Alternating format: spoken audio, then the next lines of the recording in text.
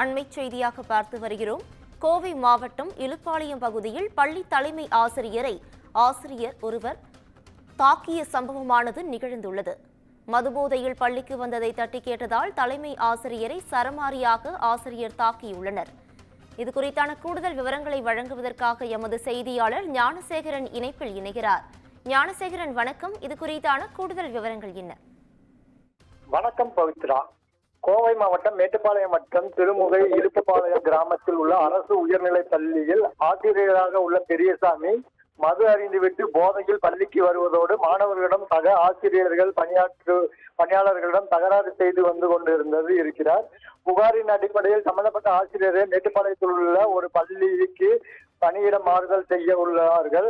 அங்கு சென்ற ஆசிரியர் பெரியசாமி தான் ஒரு மாற்றுத்திறனாளி, இனிமேல் இது போன்ற தவறுகள் செய்ய மாட்டேன் என்று அதிகாரிகளிடம் கூறி தான் முன்பு பணியாற்றிய பள்ளிக்கு பணி மாறுதல் பெற்றதோடு முன்பை விட அதிகமாக மது அருந்திவிட்டு போதையில் தலைக்கு ஏறிய நிலையில் பள்ளிக்கு செல்வதும் தன் மீது புகார் தெரிவித்தவர்களை தகாத முறையில் பேசுவதையும் வாடிக்கையாக வைத்திருக்கிறார்.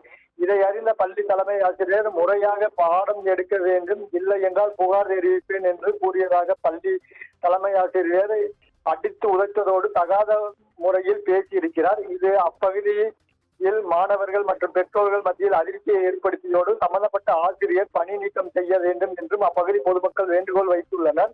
இது சம்பந்தமான வீடியோ காட்சிகள் தற்பொழுது வைரலாகி வருகிறது. தமிழக அரசு பள்ளி கல்வித்துறை, நான் முதல்வன், காலை உணவு திட்டம் போன்ற ஏராளமான திட்டங்களை மாணவ மாணவிகளுக்கு வழங்கி தமிழக பள்ளி கல்வித்துறை இந்தியாவிலே தலைசிறந்த கல்வித்துறையாக மாற்ற சிறப்பு முயற்சி செய்து வரும் நிலையில் இது போன்ற ஆசிரியர்களால் ஒட்டுமொத்த ஆசிரியருக்கும் அவப்பெயர் ஏற்படும் சூழல் உருவாகி உள்ளது. இது ஆசிரியர்கள் மீது உரிய விசாரணை செய்து துறை ரீதியான நடவடிக்கை எடுத்து பணி நீக்கம் செய்ய வேண்டும் என்று பொதுமக்கள் வேண்டுகோள் விடுத்துள்ளனர். பவித்ரா.